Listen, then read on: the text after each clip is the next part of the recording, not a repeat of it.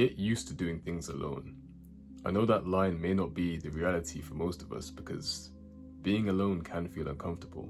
We've been conditioned to think that being alone equals being lonely, but some of the most confident, happiest people are people who are able to stand on their own 2 feet without relying on anybody else for their happiness. They don't need anybody else to make them feel valuable, and that's the point of today's video.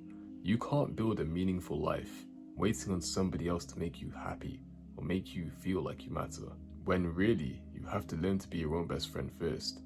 Think about how many times that you made up plans and then cancelled them because nobody wanted to go with you or nobody could make it. Maybe it was a concert, maybe it was a movie, or maybe it was just grabbing food somewhere. But you convinced yourself, you told yourself it'll be too weird if I go by myself. But here's the thing, you've been trained to see it that way. Because in reality, nobody cares if you go to the movies solo or even if you go to a restaurant solo. When you stop waiting for other people to validate your plans, you stop putting your life on hold. You stop giving away your time to other people's availability. Now, this isn't me saying that friendships don't matter for those of you who have misunderstood, but what I'm saying is, if you can't even enjoy time with yourself, you'll always feel like you need somebody else to fill that silence. And it can put you in a very dangerous position because then you rely on other people for your happiness. I want you to imagine how you treat your best friend. You encourage them, you look out for them, you want what's best for them. So why can't you do the same for you? Being your own best friend means doing things by yourself that makes you smile, not needing anybody else involved.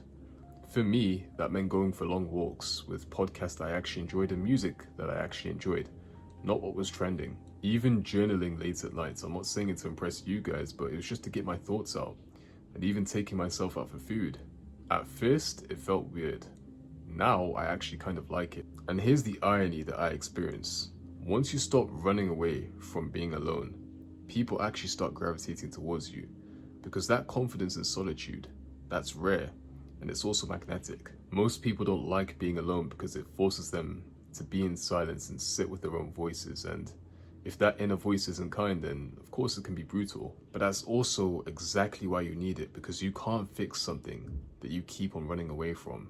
Spending time with yourself allows you to identify the negative self-talk, challenge it, and then replace it with something better, something healthier. Because imagine sitting in a room, let's say you're waiting to go in for an interview, and your brain's saying to you, you're not good enough. And then there's another voice that says, yes, we are. That's not delusion, that's self-trust. So here's a few ways to be comfortable with being alone. Go to a cafe, go to a restaurant, no phone, no distractions, just enjoy it. Of course, if the restaurant is too overwhelming, then you can start off with the cafe, but even going on solo dates with yourself, a museum, a concert, a gym, or learning a new skill, coding, an instrument, whatever it may be, get comfortable with being by yourself and doing that thing. Because the point at the end of the day is not to avoid people. It's to build the foundation so solid that when people come into your life, you don't necessarily need them. So before I go, let me leave you with this. If you want real happiness, you've got to stop outsourcing it. Friends will come and go, people will disappoint you, and your plans will fall through. But you're the one person that you're stuck with forever. So become the kind of person that you'd actually want to hang out with. Make yourself laugh, build your own habits that you'd actually be proud of, and spend time doing things that actually cheer you up, even if nobody's around to see it.